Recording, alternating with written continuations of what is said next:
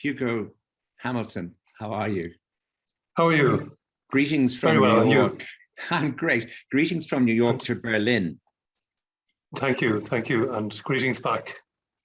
Can I say that I have been rereading your book, The Pages, and I'm finding extraordinary delicacies in the way the sentences are made and in the way you move from a number of levels of narration, from the past of Joseph Roth, from the sort of present of who has the book, and from the book's own history, and also of the sort of terrible 20th century history that's in the book as well. That you handle this with extraordinary delicacy. I admire the book enormously, but not just that. I got enormous pleasure this time around just from following the story.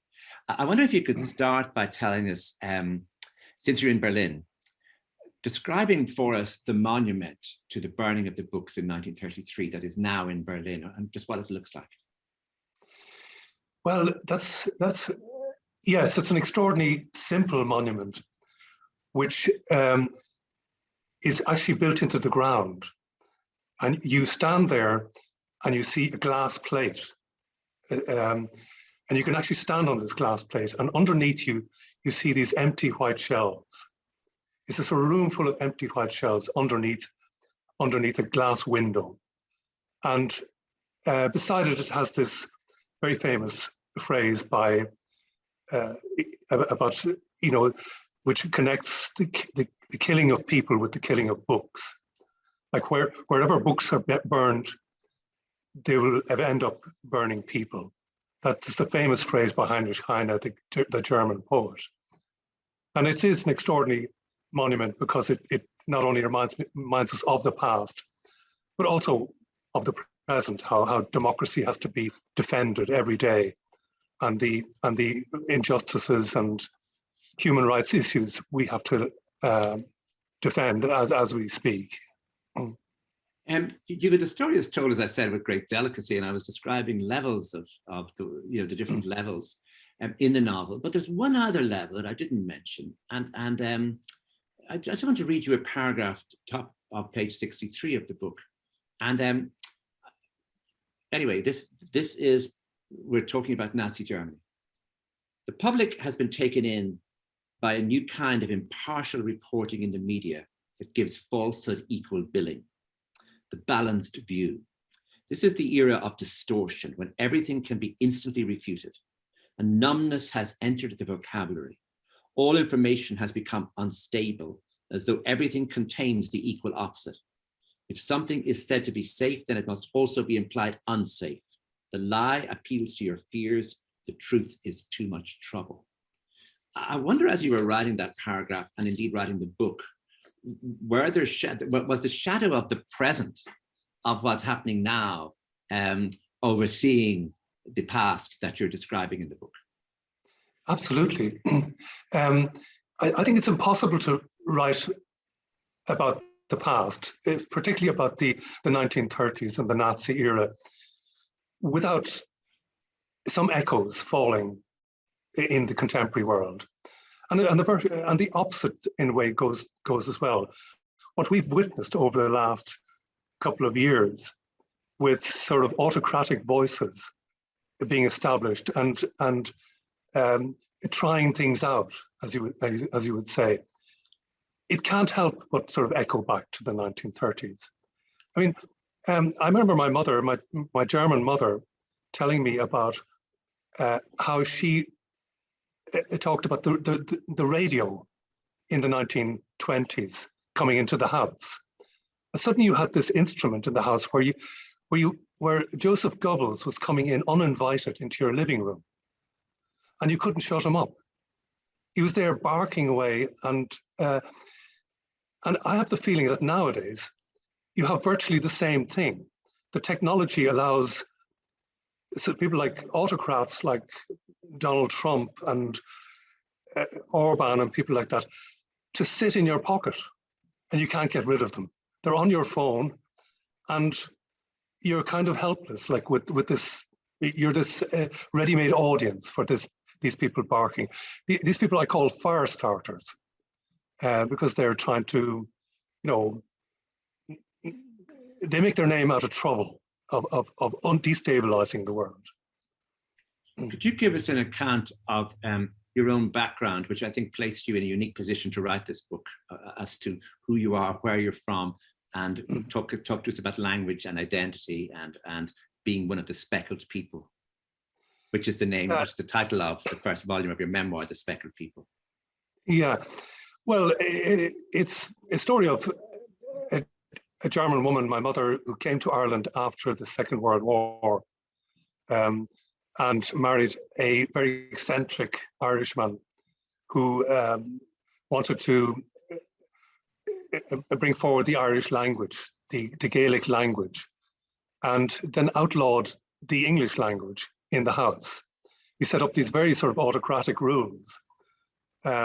So this is my sort of very childhood experience of, you know, the dictators, if you want to call them that. But he set up these rules where nobody could speak English in the house, and only German and Irish. So this language that everybody was speaking on the street outside was forbidden to us. And, you know, our childhood was like emigrating every day out into this strange world. And so that you grew up fluent in two languages that were allowed, and a third one that was handled as though it was the enemy, which was English, which is the language you now write in. Well, that's it. It was the forbidden language, which, you know, became much more exciting in lots of ways. But I think the result for me as a child and for a young adult was that all language was forbidden. It was almost impossible to go out onto the street speaking German. I was instantly called a Nazi, and you know, hunted down by people, and the Irish language was just as awkward. The Irish language, as you know yourself, Colm, was hated. It was sort of this object of self-loathing in Ireland, and we all wanted to sort of belong to Britain, belong to this kind of Anglophone world, and so in effect for years, you know, language was forbidden to me, or it was an awkward place, except of course in writing. That was where I could liberate myself. Were you tempted in this book, the pages, to write a historical novel about Joseph Roth? And then could you tell us who Joseph Roth was, and perhaps just start by perhaps reading something about Joseph Roth? Yeah. The way I came to the book was it was a book by Joseph Roth that was rescued from the Nazi book burning, and I went to visit an uncle who had kept that in his library right through those years.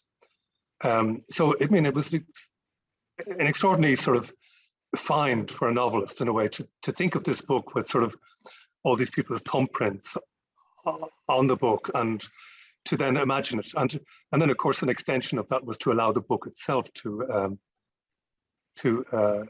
speak. Joseph Roth was this a Jewish writer who came from the Ukraine, what's now the Ukraine, and a small town, and he was a star reporter. He came to Vienna first, and then to Berlin, and then began to write novels. And of course, that sort of career as a novelist came to a very quick end. Then when Hitler came to power, he was forced to flee to Paris, and basically spent the rest of his life fleeing, you know. And I think that's, in a way, what makes him so interesting to me, is that he, in effect, sort of also represents the ultimate migrant, the kind of people we have all over Berlin now, and all over the world. These kind of, yeah, they're refugees, you know, always on the run. He sort of lived his life out of a suitcase, you know. He seems to me exactly the sort of guy that Hitler would have most hated. You know, in other words, it wasn't merely that he was Jewish. He had a cast of mind that was ironic, exploratory. He loved watching the world. He was idle some of the time. He drank a lot. He moved very freely in Europe. I mean, he was as happy in France as he was in Germany, as he was in, Italy. And then there was all that sense of him as representing a great new Europe, a great new vision, and that he was really going to be crushed in this from 1933. I mean, Joseph Roth was in their sights. That's right. I mean, his books were, in fact, quarantined in a special section of the National Library in Berlin here, way before any of the other books were outlawed. They had it was like as a toxic chamber into which his books had been placed. So they had it in from at a very early stage. Could you just read us a bit, just describing him? All right. There's a photo of my author as a small boy, looking like a girl. Joseph Roth with dropping blonde curls and a round hat on top of his head. A 4-year-old cavalryman sitting on a wooden horse holding a stick. He came from a place in the east where the Austro-Hungarian cavalry frequently rode through his town, a place called Brody, close to the Russian border. He kept the sound of hooves in his head. His childhood landscape was like a Chagall painting with fiddle players and weddings in the sky. Old Jewish men with beards and black coats. Men selling roasted chestnuts on the corner. The moon looked in the window at night and laid snow out on the roofs. A cold hand on his mouth as he went to school. The window frames shrank and swelled with the seasons, letting in the heat in the summer and the ice in the winter. The lives of people living indoors was not unlike the lives of the people outdoors on the move. They boiled potatoes in the fields every autumn and ate strawberries with mud on them in the spring. In his own words, he grew up with the gypsies of the Hungarian Puca, the sub-Carpathian Hutsuls, the Jewish cab drivers of Galicia, the Slovenian chestnut roasters from Skipoli, the Swabian tobacco growers from Baca, the horse breeders from the steppe, the Ottoman Siberians, the traders from Bosnia and Herzegovina, the Hanakian horse dealers from Moravia, the weavers from the Ore Mountains, the millers and the coral sellers of Podolia. I love that list. I really love that list. And I the sense of the sort of freedom that he lived in and the sort of work. He was also a wonderful reporter. And he loved it. Well, I think what about him is that he loved the world and he loved describing it. And therefore, he didn't want to go to bed at night because he was busy drinking and talking and working things out. That's right. I mean, he was a walker as well. He loved walking, looking into shop windows. With all his money that he got from reporting, he bought watches, and he would go home then and take them apart.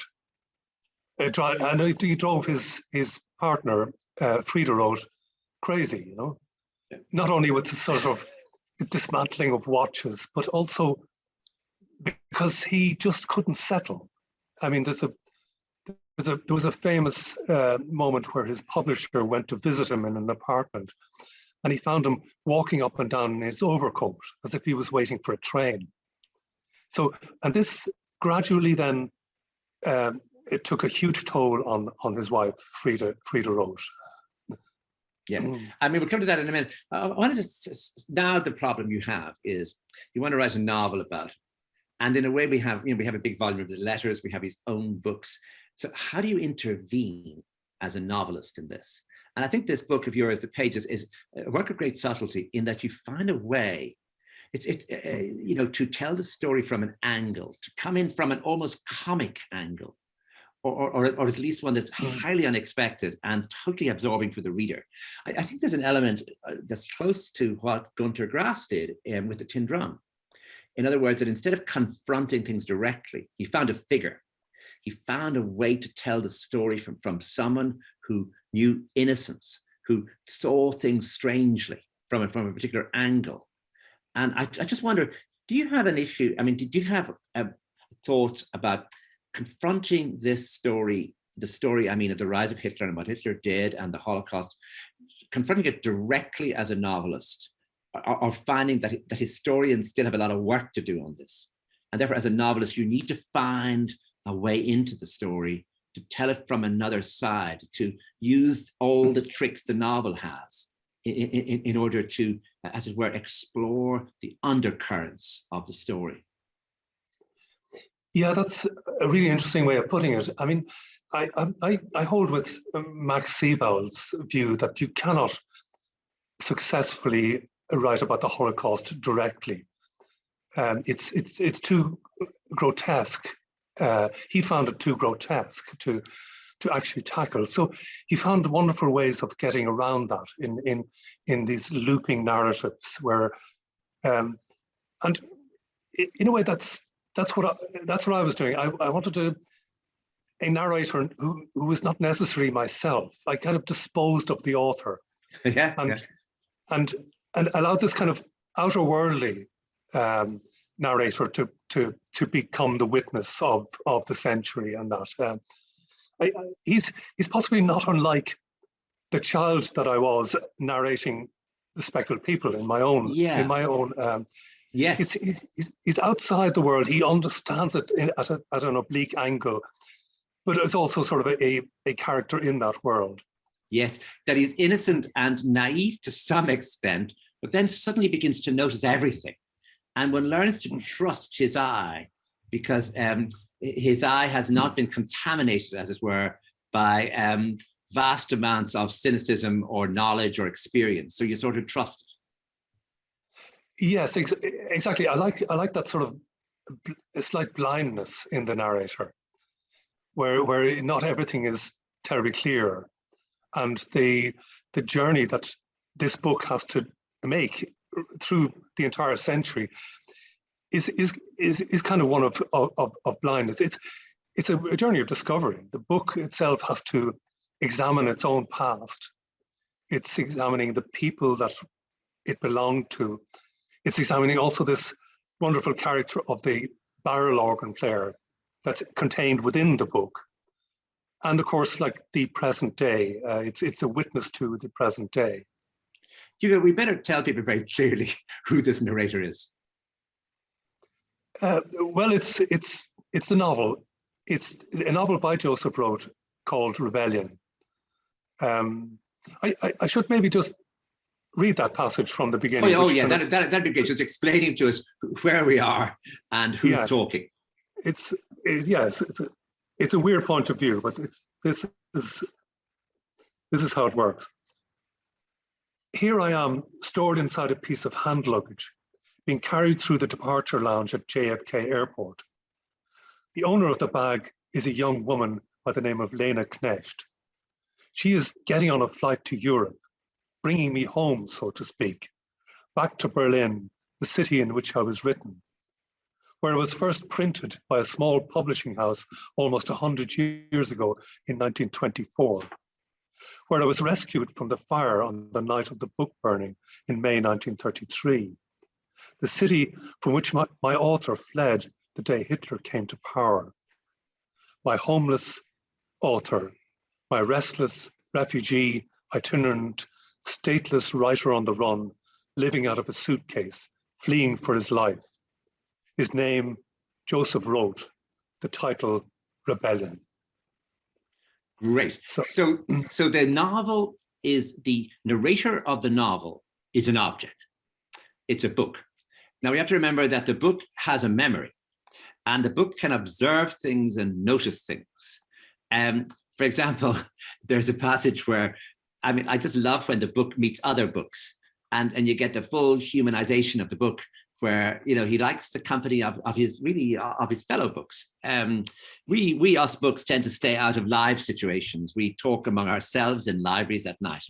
You think public libraries are quiet places? You should hear the racket, the debates, the sheer volume of opinions going back and forth along the shelves until dawn. Everyone talking at once. It's like an enormous thought fight, like an ongoing trial in which each book throws in its own piece of evidence without any conclusive verdict ever being reached. Some books are louder than others, some downright overbearing and full of self-regard, etc. So that you have this sense of the sort of live nature of this book, this actual single volume of this novel. So I was calling him Joseph Roth. I'm so sorry. I wish I called him Joseph Roth. So I'm going to do that from now on. Just a second. So that this fellow, this novel, actually, strangely, Hugo, I don't know how you do it, and I don't recommend anyone else to try, but he comes alive. I mean, you are actually concerned about his welfare and also become intrigued by his peregrinations and the sort of, where he wanders around like a figure in one of those comic European novels like Quixote or Felix Cruel, or something from Rabelais. Like he's always on the move. He's always sort of noticing things, and he knows how to retreat. And he becomes an actual comic figure until of course, it isn't funny.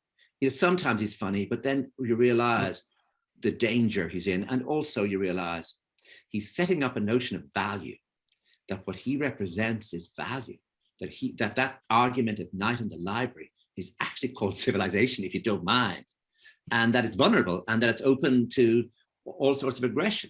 So I just want to, as you walk the streets of Berlin, in your Joseph Roth, in your peregrinations, this book, this single thing, really came alive for you, didn't it? Well, it did.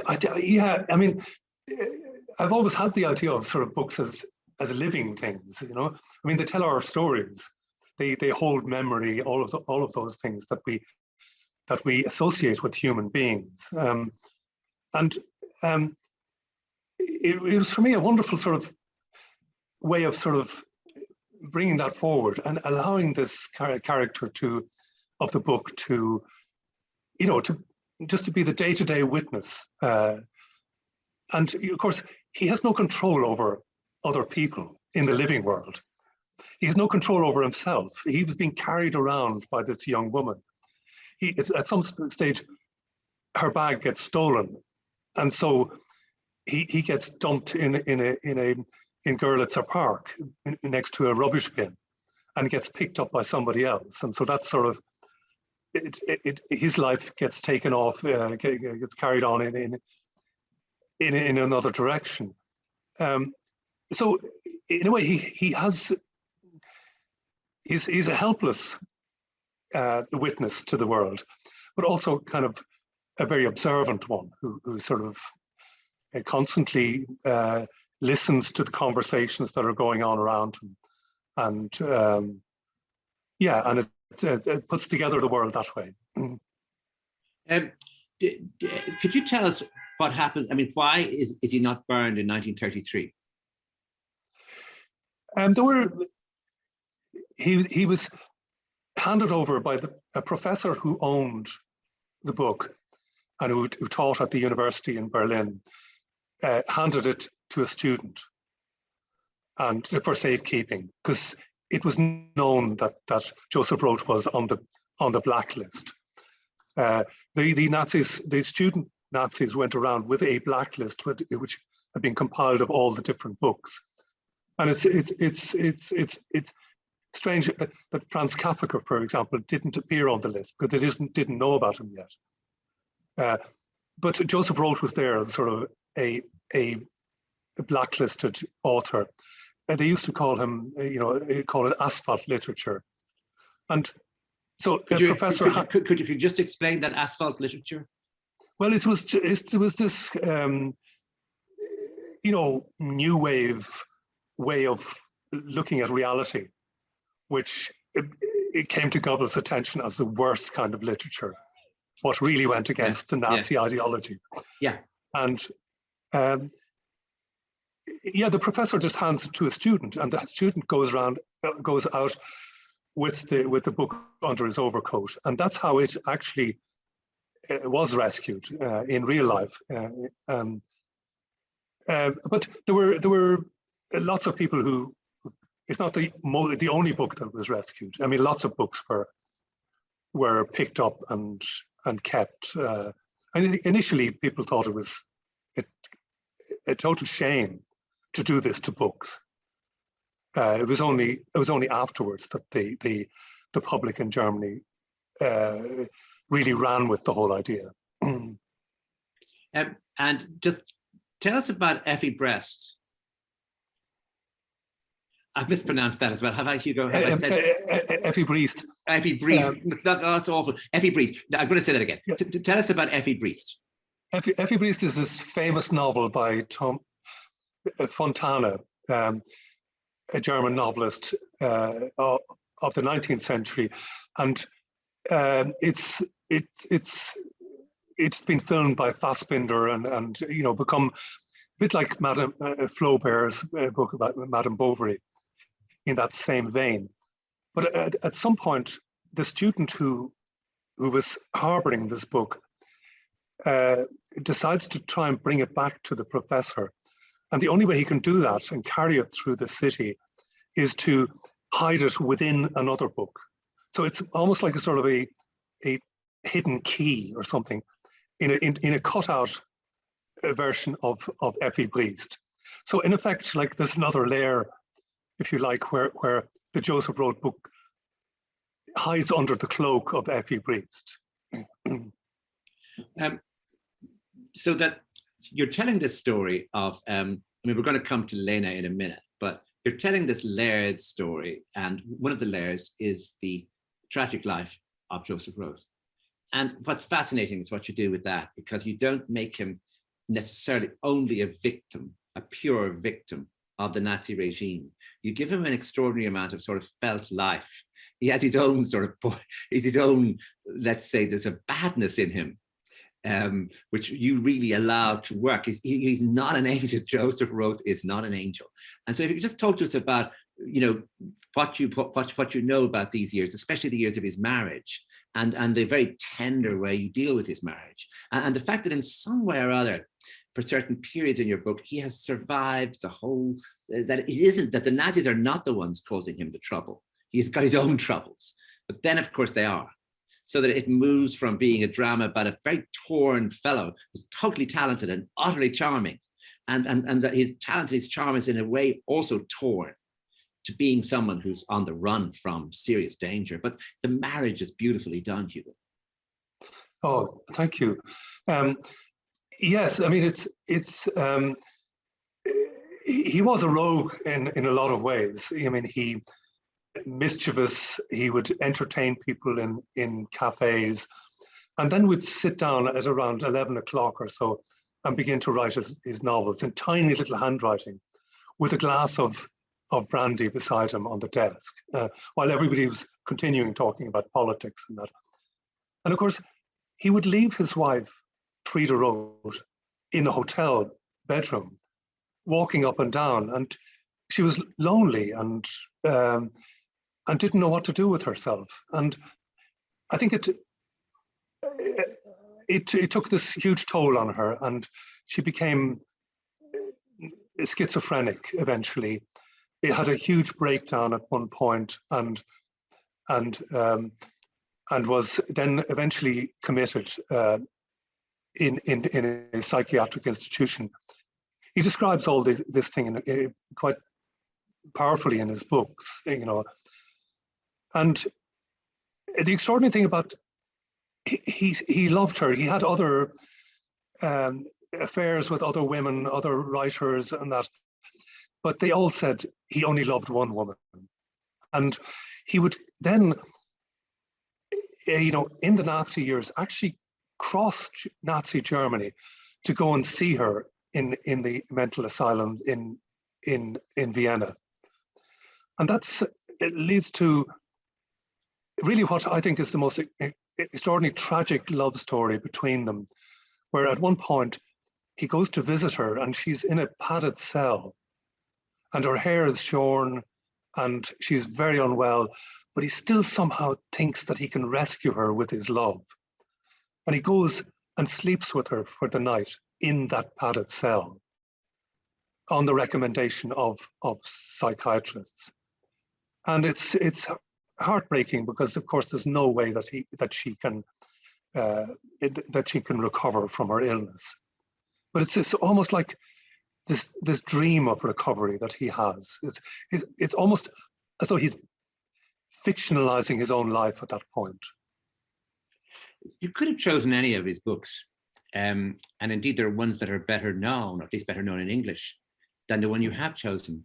But the one you have chosen has a huge, I think, political resonance, in that it really mattered in 1918 when people began to come back from the war and the hospitals were full and the railway stations, and people were really, really damaged. I mean, anyone who had been in favor of the war at the beginning, such as, for example, as Thomas Mann, suddenly had to face the fact that people he sent out, the people he supported going out to fight the First World War, the Germans, had come back in the most extraordinary state of illness and injury, and that all the youth, you went out into the cities, and that's what you saw in 1918, 1919, 1920.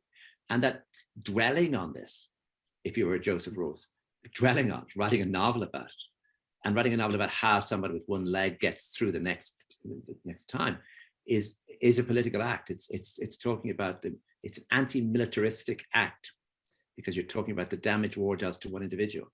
And so it's a highly inflammatory book, really, as Hitler is rising and after 1933, isn't it? That's absolutely true. I mean, Joseph Roth was interested in the fallen, in the vagrants, in the people who sort of picked up cigarette butts off the streets, and of course the barrel organ player. I mean, there was something like 12,000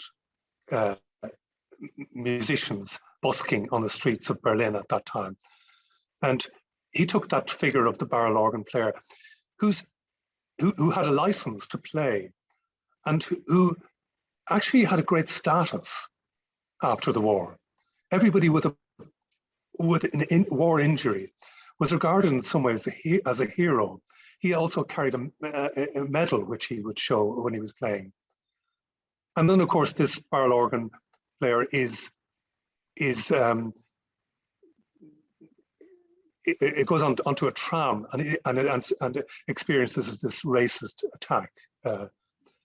It's a very simple moment, like where he gets thrown off a tram, and then it unravels in this kind of, he goes into police custody and can't deal with the vagaries of the law as such.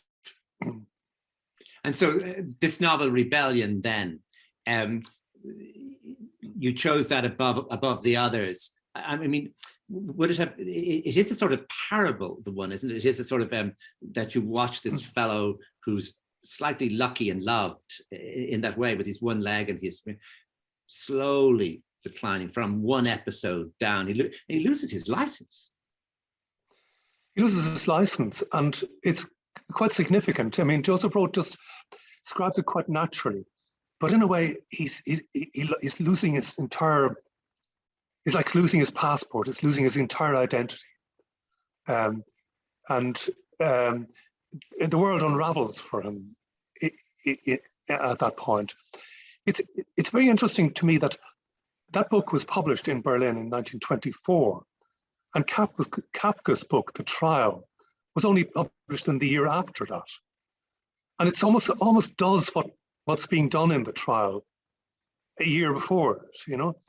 Yeah, and it's the several same times, preoccupation. Yes, and several times, I mean, The Trial on one side because of the paranoia, the sort of, the decline of a single individual, but you also make reference to Ulysses, to the idea of someone wandering in a city, like a Jewish man wandering in a city, which is 1922.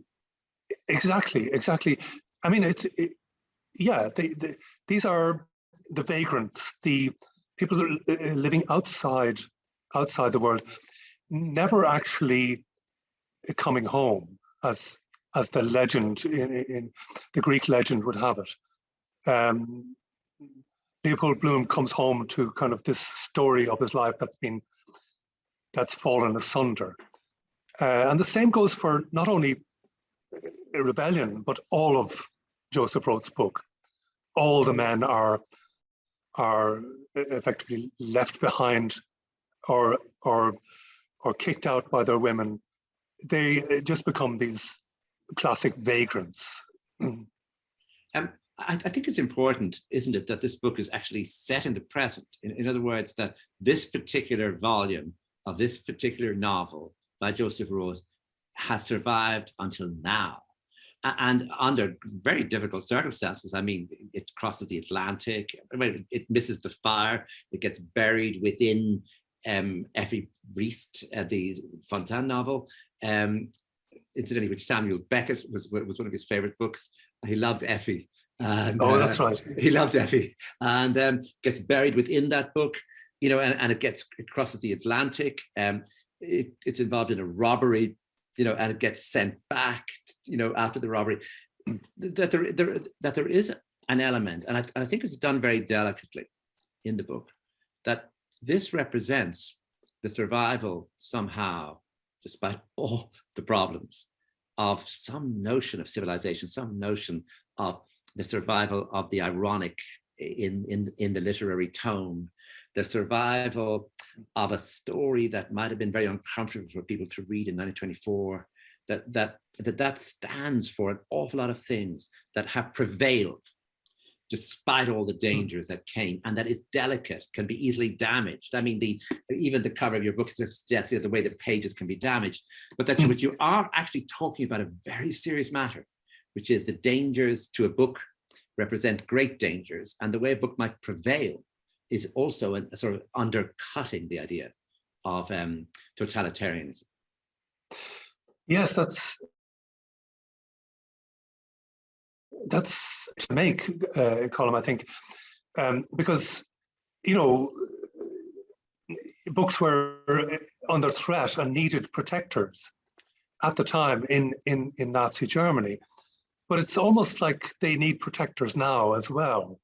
You know, we're just reading about the news that sort of books by Toni Morrison now, for example, are being taken out of libraries, or that somehow, you know, they could be a bad influence on people, on students in universities.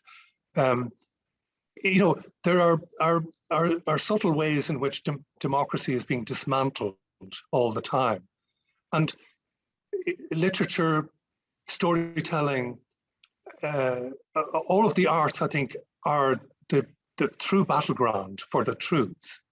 I think that's what's important. I think that's why, you know, your books need protectors, you know, and they're living beings for me, I think. Could you then take us through the story of now? I mean, who wakes up with the book as the book opens? Where is the book? Well, the book is in New York. It's been passed down to this young woman, Lena Knecht, who's married to an IT consultant, and she then sort of finds a map at the back of the book, a hand-drawn map at the back of the book, and decides that she needs to follow this. She's an artist, and this becomes her artistic project, in fact, to find where this map leads to. And in other words, somebody just used the last page of the book in pencil just to make a map without anyone ever knowing why or how or what the purpose was. Yes, it was actually a sketch as much as a map, with sort of the shadows of trees and things thrown into it, and it becomes a part of a vivid storyline of the owner, the initial owner of the book, which he then follows. That's her journey back to Berlin, and it's almost for her an artistic project, almost like she's it's something she needs to uncover and tell in her art. And in this way, she sort of meets this young Chechen refugee. The book sort of brings them together as a sort of into a romance. Yeah, I mean, just as you can use the book is a sort of everyman, and it's a sort of a picaresque figure, you know, as it moves from adventure to adventure. And of course, it can tell us a great deal about Germany of the 30s, and then it can tell us a great deal about the Berlin of now. and that's where you are. So that it must have been great for you to be able to actually describe that funny world that Berlin has become, a sort of meeting place. I don't know if you see it like that, of where any number of people can wash up there now from all those countries you named earlier that belong to Joseph Roth's childhood, that all of them can turn up in Berlin. But is that still the case, or is that how you see the city now?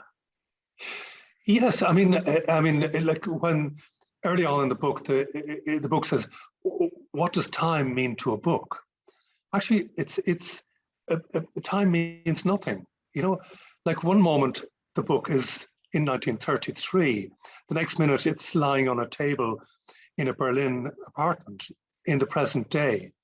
So it has the sort of ability to jump time. It's in this kind of, it's a witness to all of time, and that sort of was a great sort of device in a way for a novelist to allow the book then to speak freely and without any restrictions, and without any linear restrictions on the story. I think from the very beginning, I mean, from your first novel, Surrogate City, which is set in Berlin before the wall comes down, what's on display is a kind of restraint that the drama you tell often is a side drama that the reader has to attend to. For example, there's a moment in Surrogate City where there's a whole question of that the German woman literally owns buildings in which Turkish people live and has to collect the rent. But that's done, again, in the most restrained way. What I'm interested in here, in talking about restraint, is I think somebody else got this idea, could go too far with it, could give the book sexual longings, or could give the book other forms of feelings that just would take you away from the, I suppose, the focus of the story, which is on the world outside the book, and would just give you too much nonsense about the book going to a dance or the book with another book, that you really don't give in to that. This book is a very dignified figure in the novel, and you're telling it the story from the book's point of view is restrained rather than, say, ungainly or too comic. That's lovely to hear that. I mean, yes, I mean, I've always liked the restraint in novels. I mean, the book is basically a witness. I mean, it's a witness, for example, to a love scene between Lena Knecht and this young man, a refugee named Armin. But instead of sort of, describing a sex scene, which would be tempting to do I could imagine novelists doing that. I found it much better to describe some subtle way of getting around that. And I did that by Lena Knecht finding these fridge magnets. And the refugee lover that she has shrapnel wounds in his body. And she finds a way of sort of attaching the fridge magnets to those inner shrapnel wounds. It's for me, it's sort of a much better way of describing a love scene than any kind of sexual romance. I mean, sex scenes are boring, I think, at this point, and only women can do them. So I found this a much more subtle way of, or as you say, a restrained way of being a witness to this love story. Just to say that we're open to questions, so that if you could put your questions into the appropriate place, then we'll see them, and I'll put the questions to Hugo. So just remember that we absolutely we're saying. Dear, you can see that, dear audience members, please feel free to type your questions in the Zoom Q&A box. Time permitting, we will read some questions aloud. So we're waiting for the Zoom box. I'm getting in my Q&A, by the way, only hosts and panelists can see the questions. So I'm not seeing the questions just now. So if you could, there's some technical issue there that I will be able to see them. Hugo, the novel then has these. I'm going back to the idea of restraint, to the idea that the sentences have a kind of lightness, a kind of restraint, which leaves you free to move from one story to another almost seamlessly. You know that you don't get involved in a sort of that it looks odd that you're moving from 1933 to now, or from the book's perspective to Roth's perspective. And I suppose what I'm wondering is, how is that done? Is it much revision? How much there's a sort of lightness in the book, despite the fact that it's dealing with the darkest matter. And I'm just wondering how that's done. Like, do you write only in the morning, or is there a drug you can take to help? Well, that's interesting. Yeah, I write in the mornings. Yeah, I like it's the usual route: porridge and straight to the desk. But what you're saying in some ways, like about how all the different voices come together for me. It's hard to go around Berlin nowadays without stepping into the past and the present at the same time. You know yourself, coming to Berlin, it's a place full of monuments. It is, in fact, it is a monument, and it's almost like when you're walking around the streets of Berlin, you're walking through memory, and then you meet somebody. You meet a sort of a transvestite woman in a transvestite in a cafe, and you realize, oh, you're very much in the present day Berlin. And then, of course, you think, oh, a transvestite. No, hang on. It's like we're back in the past again here. It's an extraordinary city in that way. In where time is basically sort of put on the shelf. Time doesn't really matter here. We have some really good questions here, Hugo. The first one is from Virginia Evans, saying, I'm reading The Speckled People now, which is the first volume of your memoir. And I wonder, do you feel fully that you are an Irish person, in inverted commas, or do you continue to feel that you are not necessarily at home in the world?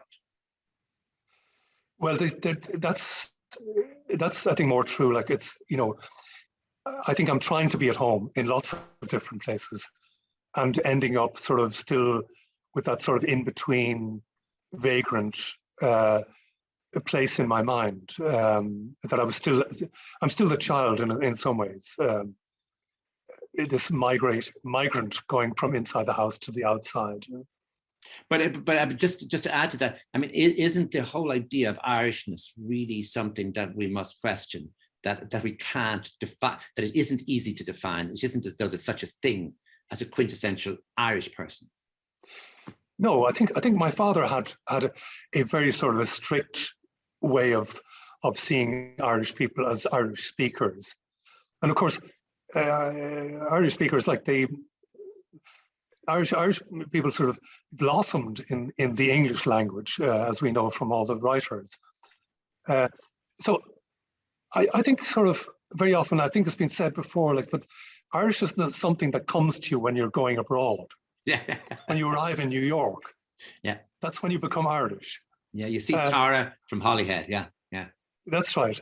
Yeah. And so you have to question the whole thing of sort of identity nowadays. I mean, that's been what I've been doing since childhood. I in a way refer to myself as a German-Irish author, but even the Germanness is a sort of, I'm actually only German when I'm going into a bakery and ordering a piece of cake, So the whole business of identity is a very fluid thing for me, and we can see that, in all ways of life nowadays. Mm-hmm. Bernadette Cullen has a question. She begins by saying, I must get this book. And then she says, I'm wondering, what type of research did you do? Or were you already familiar with this period? Well, of course, yeah. I'm quite familiar with German history. It's something I sort of undertook. Like most Germans, we we need to know the past, and I very much admire the way Germans, looked at their history and all that. So it became a sort of an obsession with me to kind of study history, German history, through its authors as much as through the history books. And of course, everything about Joseph Roth is being documented and written. Right. This is from Maureen Boyle. She said, I haven't had the chance to read the book yet, but just wondering, do some of Roth's friends appear in the novel? Stefan Zweig, for example. Yes, Stefan Zweig appears in the book. He was a great sort of protector and helper of Joseph Roth.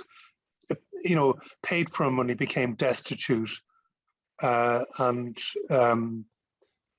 bought him new suits and that. He was a great friend and supporter of Roth. And of course, his end was immensely tragic. It was like they lived together in Holland, and Joseph Roth eventually went to Paris. Stefan Zweig went to Rio de Janeiro in Brazil, where he committed suicide eventually with his wife. It's a tragic story as well. I mean, for a novelist who is so successful and well known. There's a question here from David Larkin. The concept of restraint is interesting, he says. Did you consciously liberate the narrator? Or was this part of your thought process from 1930 to the present day?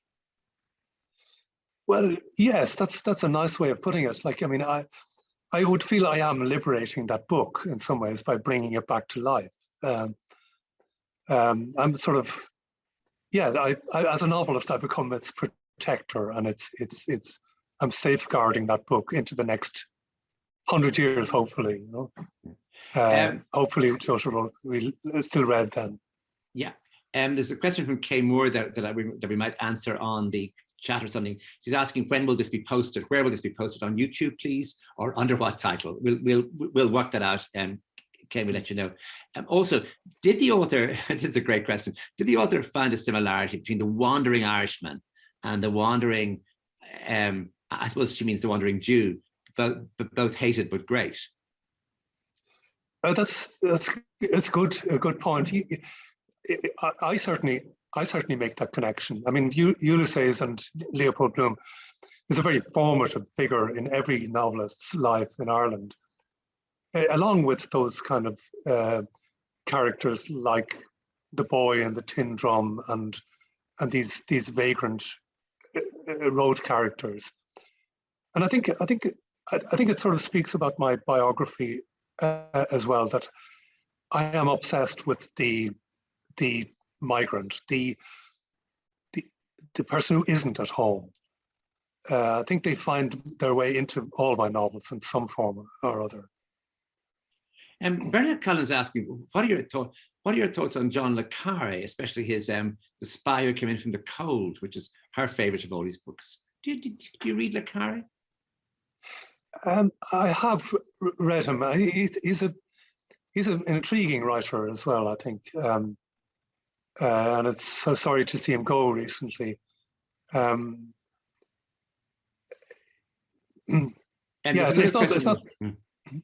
not that I'm sort of hugely influenced, but I love the kind of the sort of the narrator that he has, stepping outside the world as well. John Sweeney has a question. Ruth Ozecki's A Book of Loss and Emptiness, I don't know if you know that book, also includes the book itself is a living character which engages in a back and forth with the protagonist who hears many objects speak to him. It was new to me, and now there are two I found over the last month with that device. Great for audiobook when the book also gains a human voice. Get why the horror of the Holocaust is too close to grotesque. He gets why the horror of the Holocaust is too close and too grotesque to address directly. And he says, thanks so much, and he loves this talk. Do you know Ruth Ozecki's book? No, I don't know that book, no. But I mean, the idea is not entirely new. I mean, even Flann O'Brien had some way of describing, I think at Swim Two Birds, how a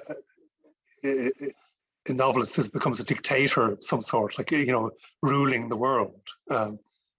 So the idea of sort of... Yes, I suppose it's in Swim Two Birds that the characters really, in a novel, wake up in the middle of the night. And that they have all sorts of imperatives when they do so, and that they're not to be dealt with lightly, characters in a book. That's right. They're helpless in the presence of the author. Hugo, I was wondering, my parents, I mean, I was an awful little snooper as a child, and I found that there were 3 books hidden on top of a wardrobe, just over near the window in their bedroom.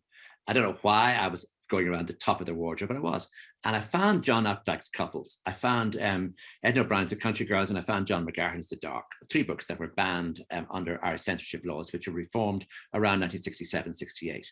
So that we both were brought up in a world where books were dangerous. And books were so dangerous they were banned, and authors were banned. And there was a sense of Edna O'Brien. The word meant danger. The word meant glamour, but the word meant, I mean, the phrase Edna O'Brien, the brand name, it also meant danger. And of course, we knew she lived in London. And with John McGahern also, the fact that his book, The Dark, dealt with so many difficult areas about family life, from abuse to masturbation, and that he had sort of retreated into silence in Leitrim. And that we were brought up knowing all this. I mean, even though it was reformed when you and me were in our early teens, nonetheless, it was there in the background that books were dangerous things, and the books, you know, books could be burned, books could be banned, books could be kept out of your hands, and that idea actually belongs to the Ireland we were brought up in. Yeah, it's very true. I mean, the idea of storytelling and novelists being dangerous is of course very true about Ireland.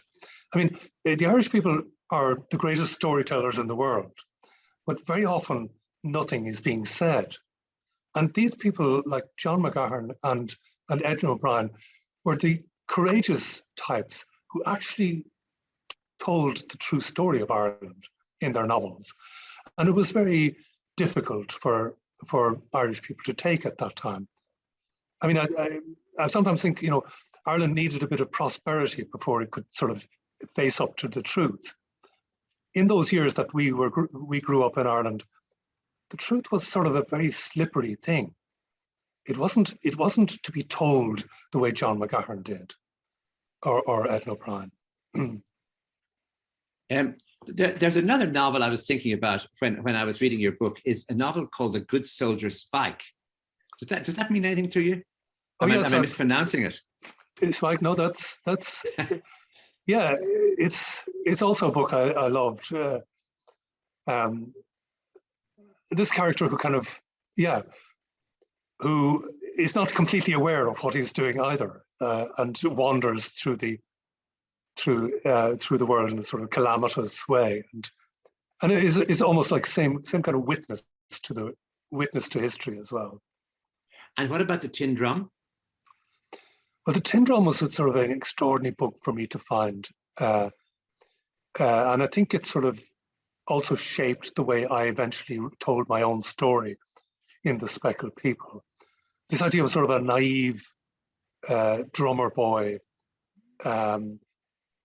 just unable to grow up, but still witnessing all the calamities and the kind of slide into the Nazi era. What I loved about it was that the judgment was suspended, and again, with the word restraint would come in for me. There is where a novelist,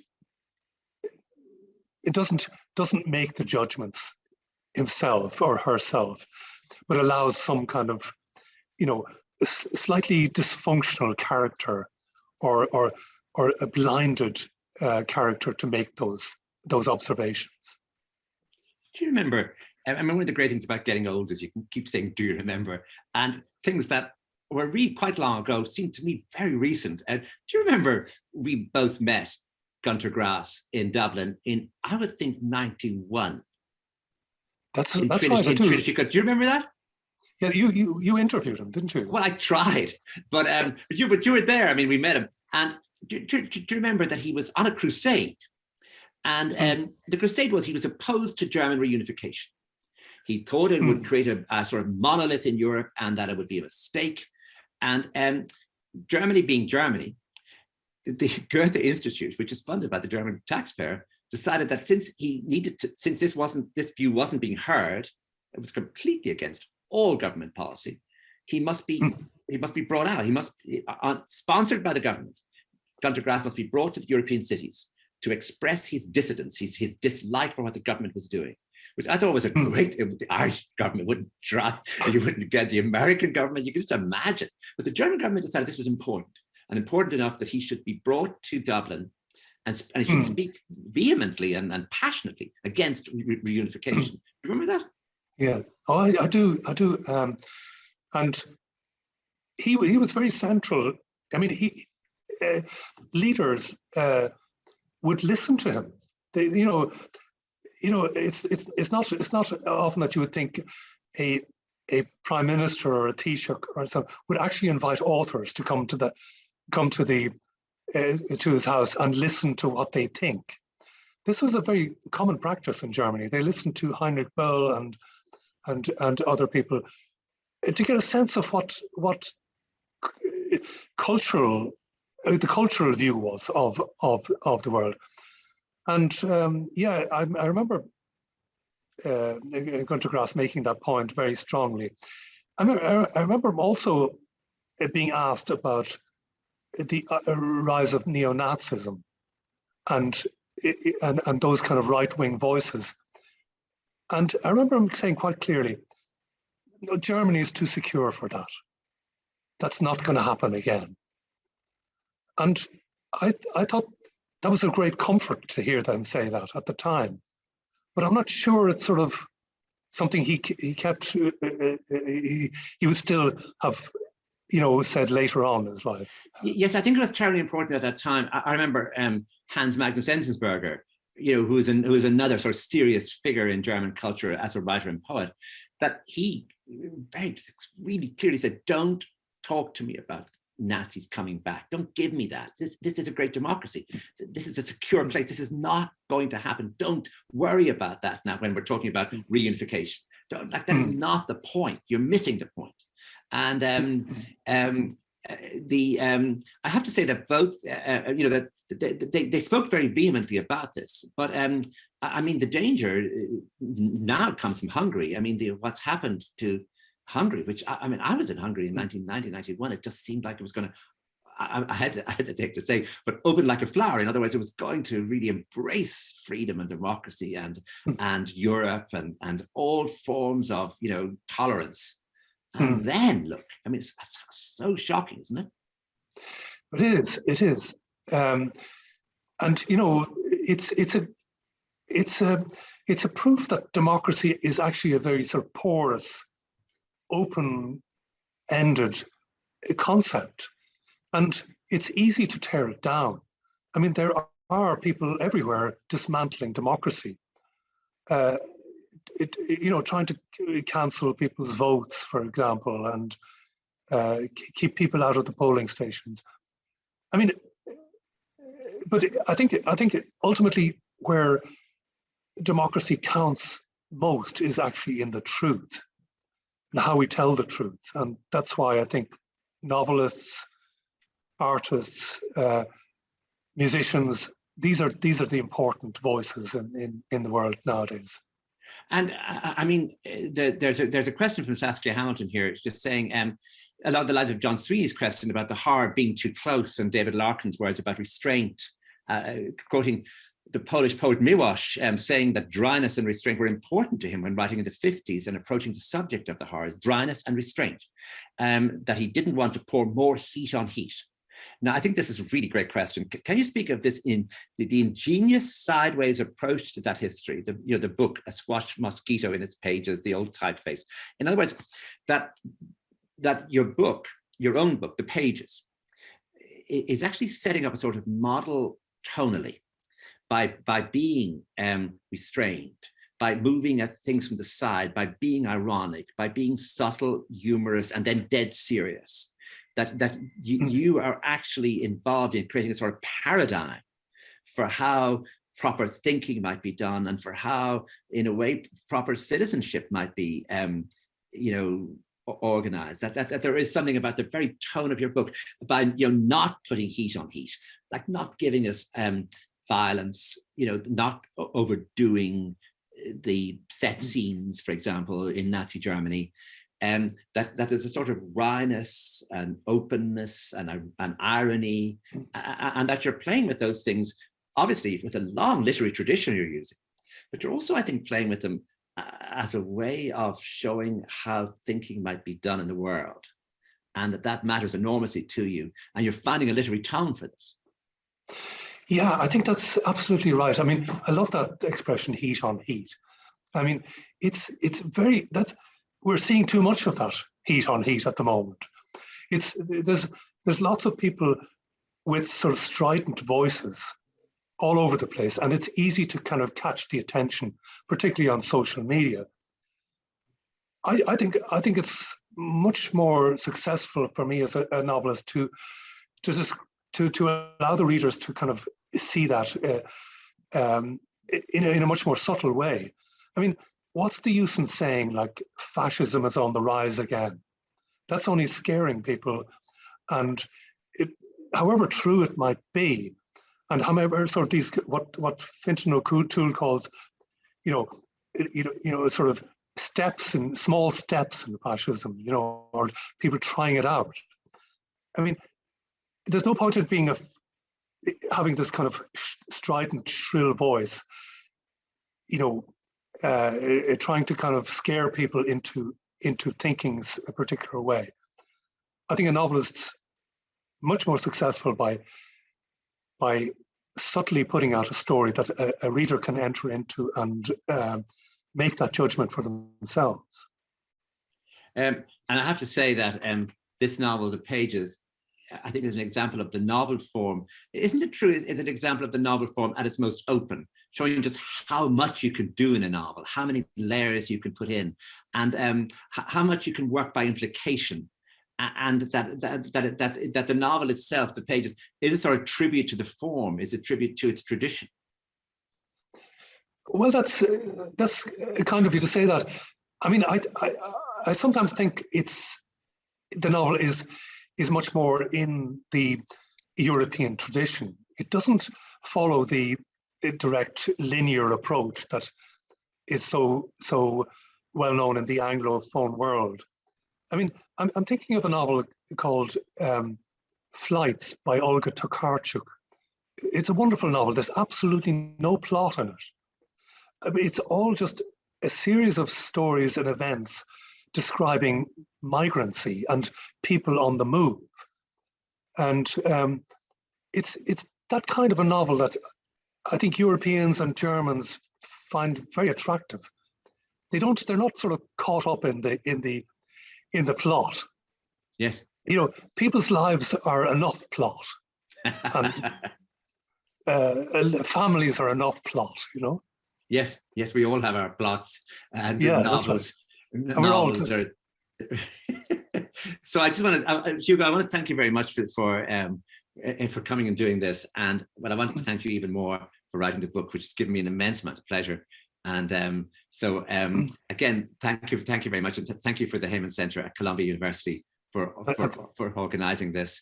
And The Pages is available with a signed book plate at Book Culture, our local bookstore up at Columbia, which we're very proud of, and we're indeed very proud of you. And there's a woman, Catherine McCarthy, saying she loved The Speckled People and the follow-up book, The Sailor in the Wardrobe, and she will read The Pages. And she said it was a brilliant discussion and exchange, and loved the talk, and many thanks. And so many thanks to you, and we'll talk soon, hands across the Atlantic. Thank you. Thank you, Colm. Berbua, as they say, the best Irish. Oh yeah, thank you, Berbua as well. Thank you, Berbua. Thank you very much, Hugo. Thank you. Thank you, Colm. Thank you, everyone, for coming. Thank you.